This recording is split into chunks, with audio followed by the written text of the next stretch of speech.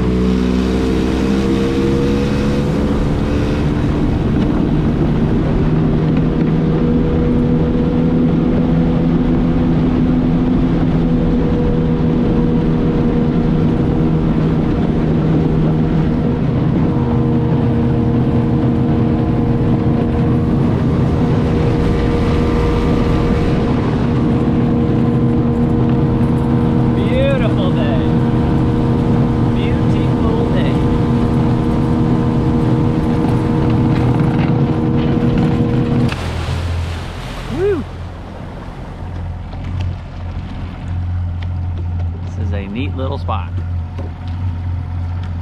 I have to come in here on a plane because everything around it is so shallow. You can't get to it going slow, so hopefully you can hear me over the two-stroke. Cool little spot. I'm gonna get the boat set up and hop in the water.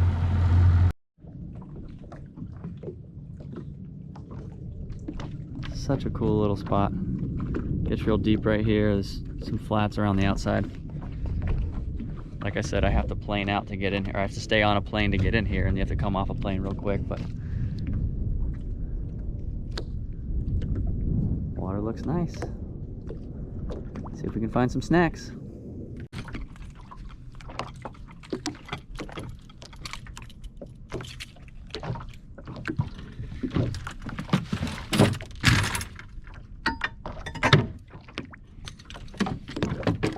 Quite a few of you asked me about what it is I shoot out here in the shallows.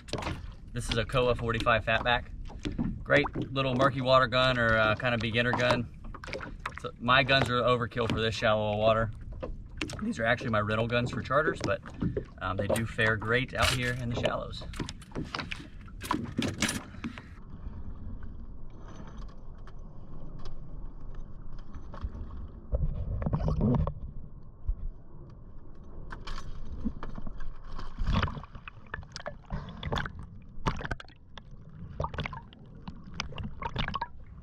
Welcome back underwater, everybody. Two things I did want to say real quick. I don't know why I always say real quick because they're not normally real quick. At the end of this video, I say I'm going to do the Gheenoe walkthrough. But I'm sitting here editing this video and it's actually really long, so I'm going to make that a separate video probably in the middle of the week. And just a heads up, I'm going to be giving away a little bit of money in that video. So if you're interested in winning a couple dollars, be sure to look out for the Gheenoe walkthrough. And number two, I don't condone diving alone. I'm really not a big fan of it. The only time I do it is if I'm in this shallow stuff. But again, any of you youngsters out there, whether you're old or young, it doesn't matter. I don't condone diving alone. I'm not doing deep dives. I'm not holding my breath even remotely close to my limit. So it's the only reason I do this inshore stuff by myself sometimes if I can't get someone to come with me. But a lot of these clips, I'm just kind of going to let them play a little raw. It's really just a beautiful little area. quite honestly, I could have just swam around for hours. So I'll comment on a couple things as they happen.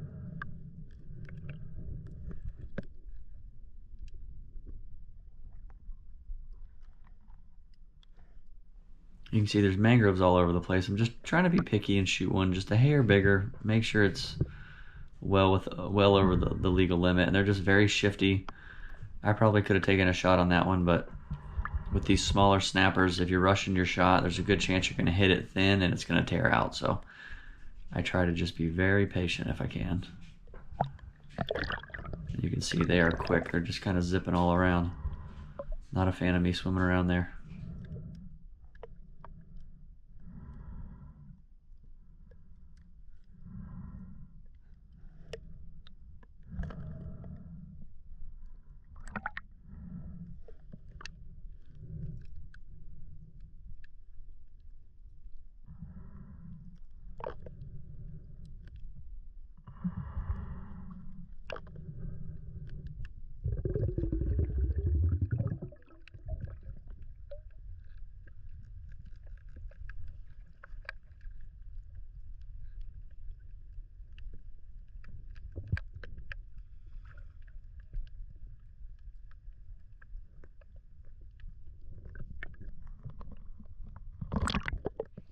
You can see tons of little just tunnels and crevices and caves, just really, really cool. And in one of the last videos, you guys were pointing these groupers out. These are actually Goliaths, if you're not familiar. One, grouper season is closed, and two, Goliaths are actually closed year-round. They're federally protected. The little nurse shark there taking a nap. But you can just see the amount of life. It's just really, like I said, I could have just swam around and I would have been happy. But we did need dinner, so.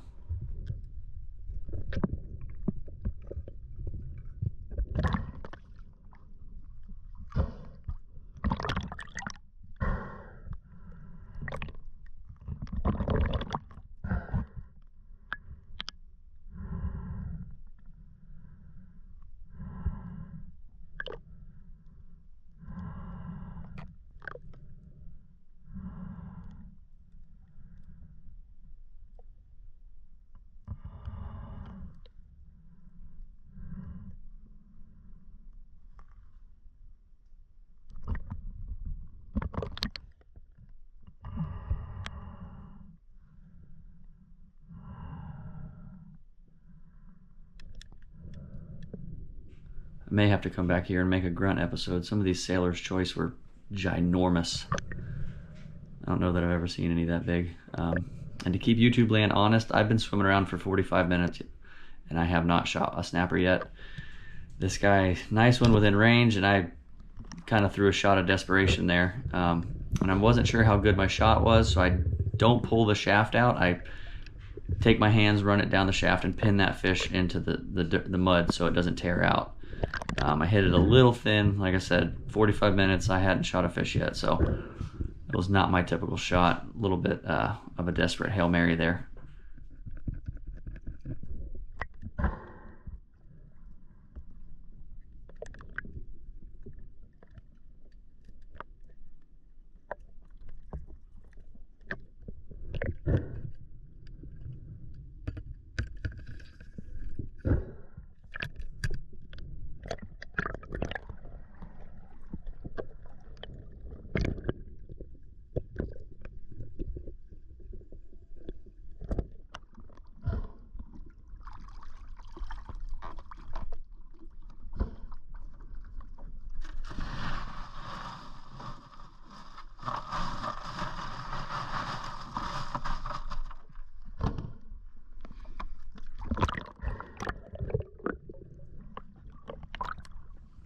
So I kind of got away a little out of the way of the kind of deeper trenches of this little island and started swimming towards the flats, and I was still seeing a ton of snappers, so I kind of just kept going and ended up getting pretty shallow. You can see there's quite a bit of them zipping around.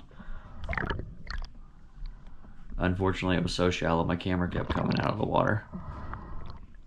But you'll see here in a sec, I ended up in about shin deep because I kept seeing them. They were swimming up in and around these mangroves, If you pause the clip at the right second, you can see a decent mangrove on the corner there, and you can't see the shot, but it was way out there and kind of just stuck around the corner and paused for just a sec, long enough for me to get a shot on it.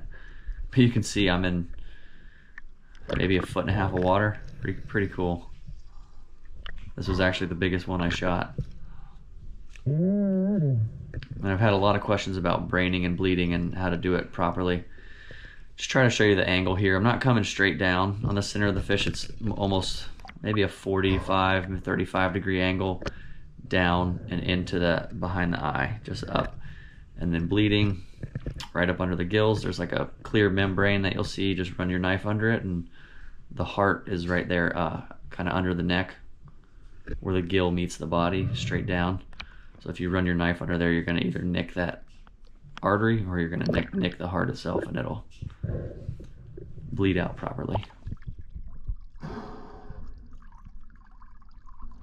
little shallow, yeah?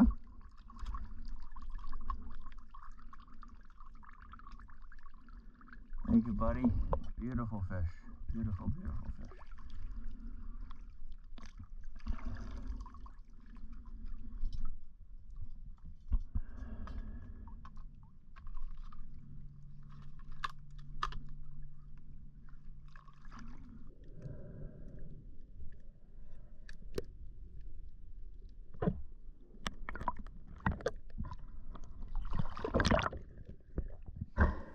So I use this method a lot in the shallower water. I've done it in deeper water too. It's just easier to show you, and kind of, as you can see it here, I'm using the fish I just shot kind of as not a flasher, but just an attractant, something to bring them in. Just kind of how, like humans, when we see a car accident, we like to be nosy and come investigate. If you take a fish that you've killed, gut it, and kind of just throw it out there and let it sink, a lot of the other fish will come in and kind of check it out of curiosity or whatever it may be. Didn't actually pull a fish off of this method, but just wanted to show it. It's a trick I use quite a bit, especially with the mangroves. If you're in a big school of mangroves, a lot of times you throw another mangrove out that you've already shot, and they will kind of circle it, and you may get another opportunity that way.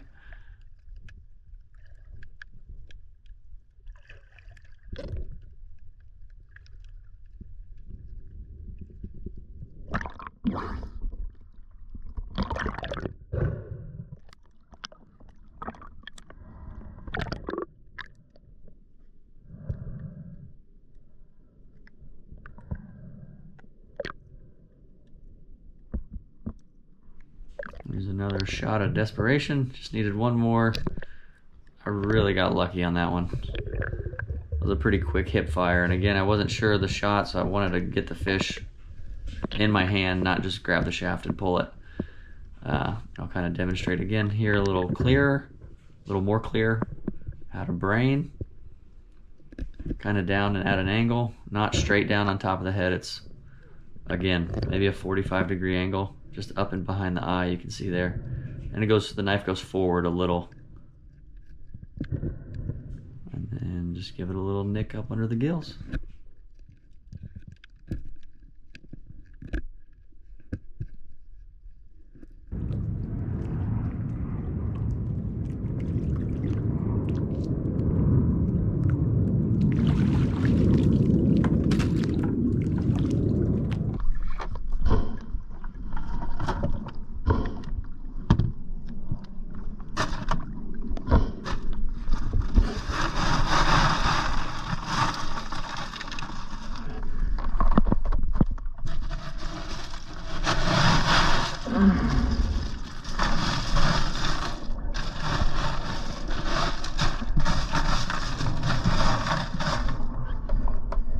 Everybody happy.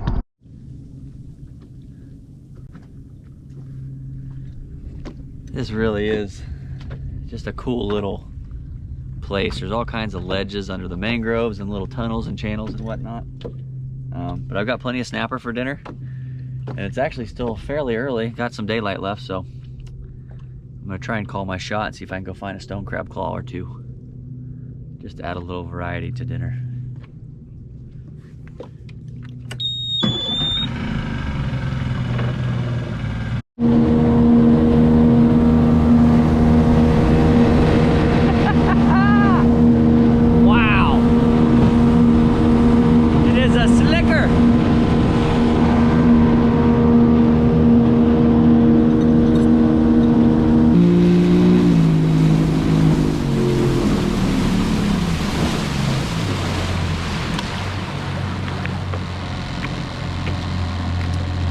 Oh. Just looking for some type of like grassy hard bottom. This looks right. Again, I don't have a GPS on the boat, so maybe I'll just hop in and drift. There's not much wind, so let's take a peek.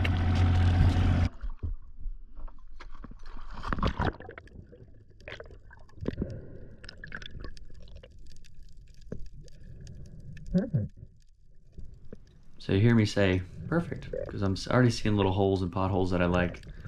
And I just realized that the laundry room door is open and I can hear it clicking. So if you can hear it on your end in the audio, I do apologize. But I'm way too tired to re-record this.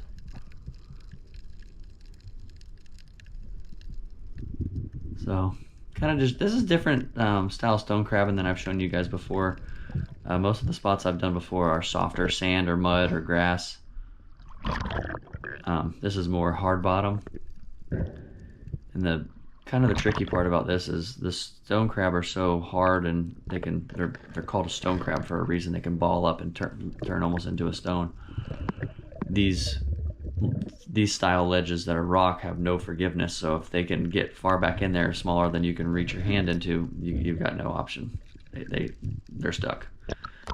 But luckily this guy was able to come out pretty easily. You can see all the mangroves. It was pretty wild. I normally don't see that many mangroves in this shallow of water, so again, I don't have a GPS on the boat. I kind of just stumbled across this, but they were just mangroves all over the place. And they're just hanging around these little ledges. It was pretty wild. And this is a ghost trap. You never should tamper with any of the commercial gear you see out there. But this one, what a ghost trap means is that the buoy has been cut off by either a prop, or hopefully you wouldn't think someone would do it intentionally, but normally a boat runs it over and the buoy gets cut. So the trap is still closed, and crabs and lobster will still swim in there, and unfortunately they can't get out, so they just die. So anytime I find a ghost trap, I open it up and either remove the lid or just leave it open, turn it on its side, or flip it over or something.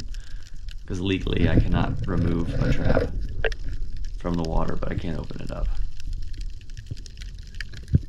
If it's a ghost trap. If it still has a buoy on it, never mess with it.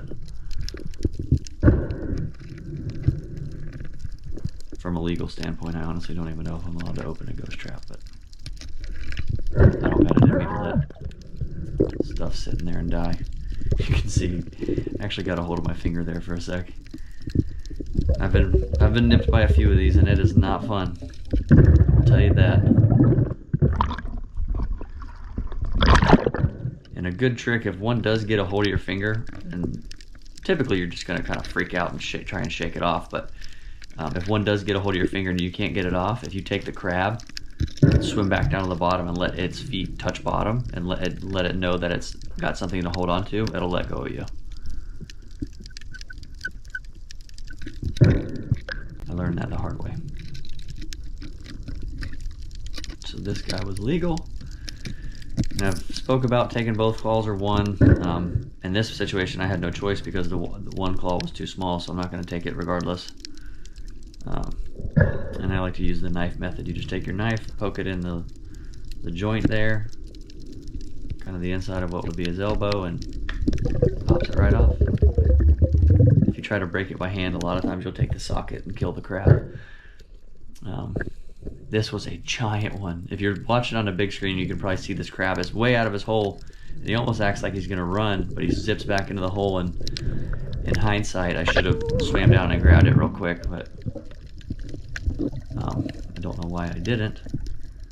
But you can see in here, the hole's pretty narrow, and again, these rock caves have no forgiveness. And I stick my hand in there and I don't have any room to work, it's too tight. And fortunately for the crab, unfortunately for me, I was not able to get this guy out of there. And I caught quite a few more, but I was having some type of camera issues. I couldn't figure out what was going on. This GoPro battery's locked up or something and the camera won't turn on.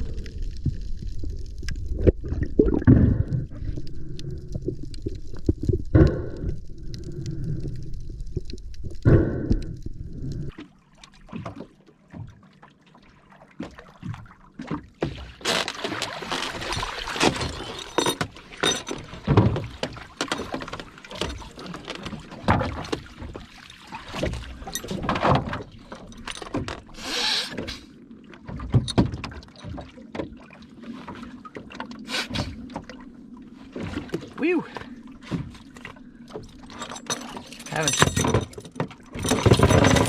Having some camera difficulty. I don't know how much I actually captured. But I found some good ones. Look at that. So we have got a pretty little dinner coming together. That's enough to feed us. With these stone crab claws, you actually don't need to ice them or anything. If you ice them for too long, it makes the meat sticky. So you just kind of leave them in a bucket at room temp. Some people put them in water, but I just leave them in a bucket. We're done here.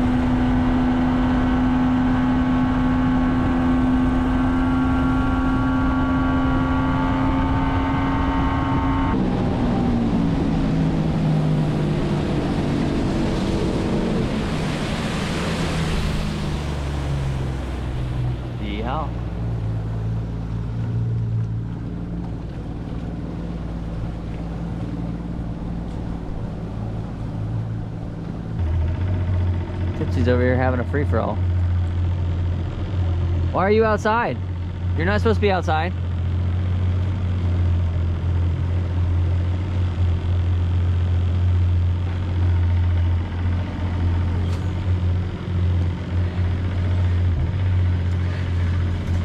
Old Tipsy girl. Wilding out. Living the dream. Ah, a little secret passageway, huh?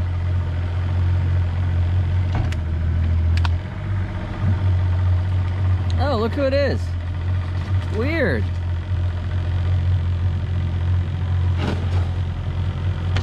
Hey. Why are you causing trouble? You're not supposed to be out. And now you just got mud all over my boat. Home sweet home.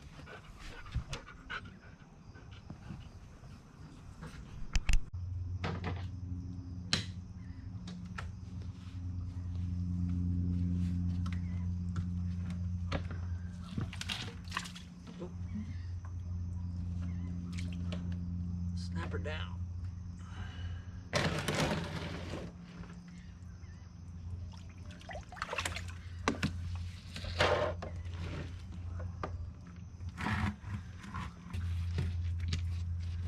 So we're gonna be using the bodies on these. So I'm not super concerned with the best fillet job on the planet. Just taking the fillets.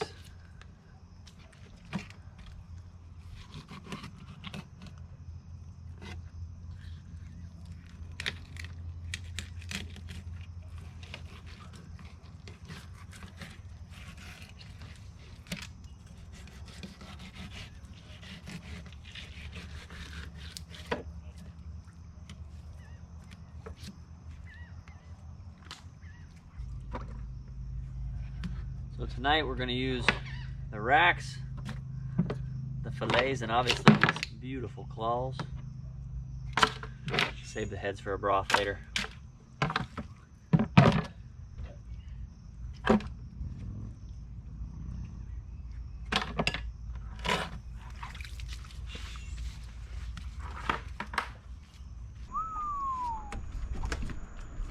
Not a bad sunset. So I know it kind of appears in YouTube land that we're kind of just goofing off all the time and having fun, but truth is we do work quite a bit. Madeline today had 8 hours at the college, came home, and now she had a paddleboard tour right after work. And she was wrapping that up. I had a charter this morning. Luckily we ended early, so I'm getting to goof off this evening. But let's get to dinner. I'm gonna show you what you need. I've done this a while ago. This is actually one of my favorite meals. It's kind of refreshing and it's pretty simple. Normally I don't have stone crabs with it. Actually, let me throw these in. Again, I keep the crabs or the claws room temp. Put those in there about 8 minutes. You need an ice bath waiting when they get out. But snapper, so we got some carcasses, some fillets, tomato, red onion, lemon, lime, and some olive oil. So we'll get this going here shortly when Madeline gets upstairs and show you one of our favorite recipes.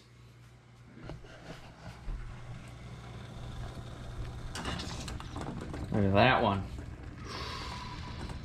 I think that one's gonna be mine.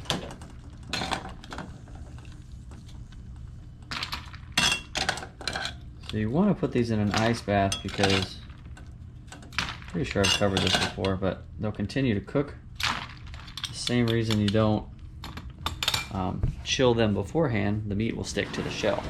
And if you overcook them, it'll do the same thing.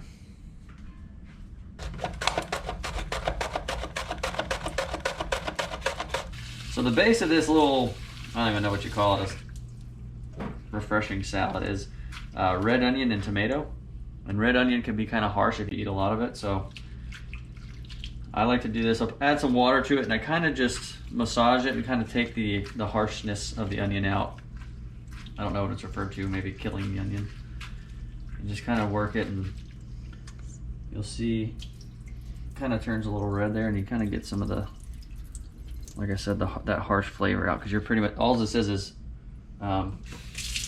tomato, red onion, lemon, lime, olive oil, and there's a little bit of cilantro and salt and pepper. So if you're just eating straight onion, some of you may like that, but I'm not a big fan of it.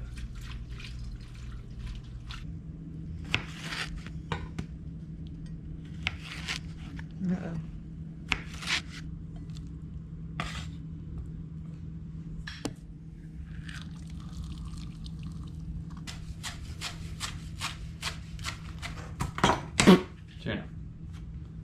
Tuna wants to go diving. You've been a little heavy on the cilantro. Okay. We're done here.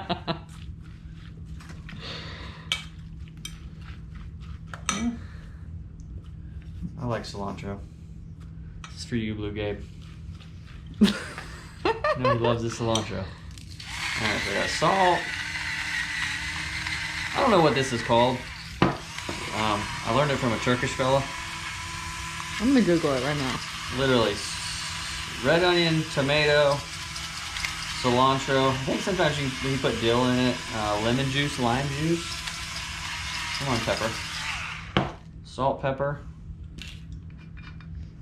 Tuna's got squinty eyes from the onions. Tina.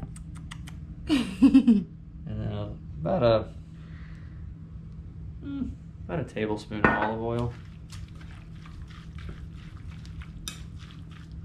And it's really refreshing in the summer. It's starting to warm up down here. All right, so that's what we got. It's not the most attractive thing in the world, but I promise it is refreshing. So kind of let all that soak and marinate.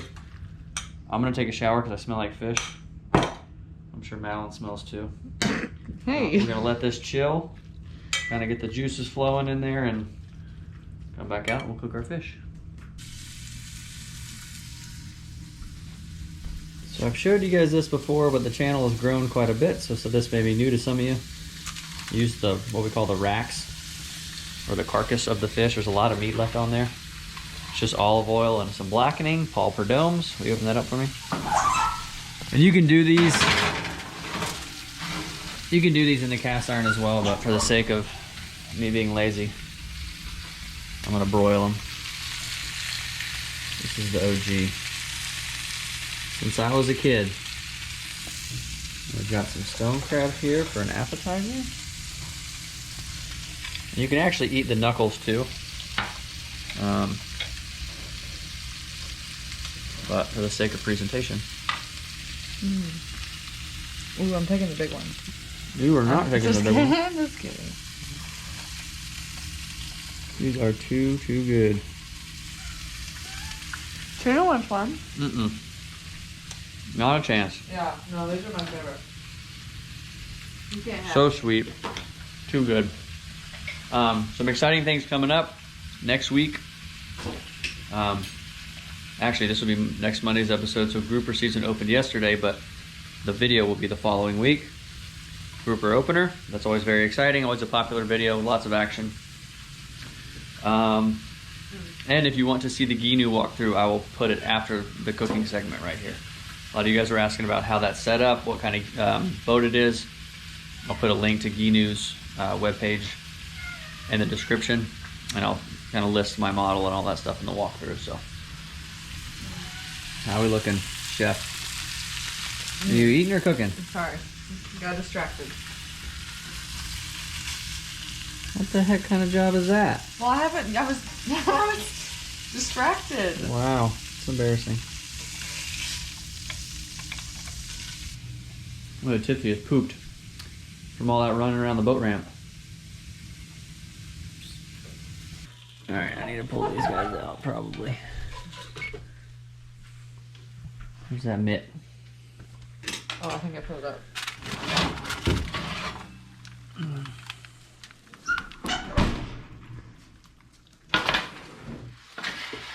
Yummy, yummy. Here, hold this. Since you don't want to taste test. I just don't have any words when I'm eating. Real good.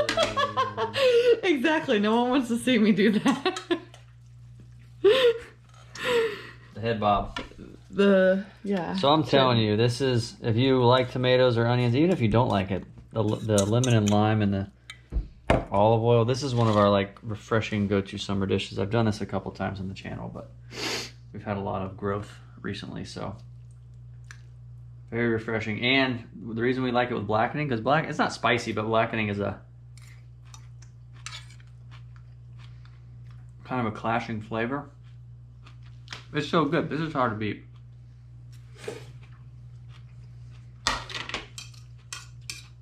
Give it a try. Don't take my word for it.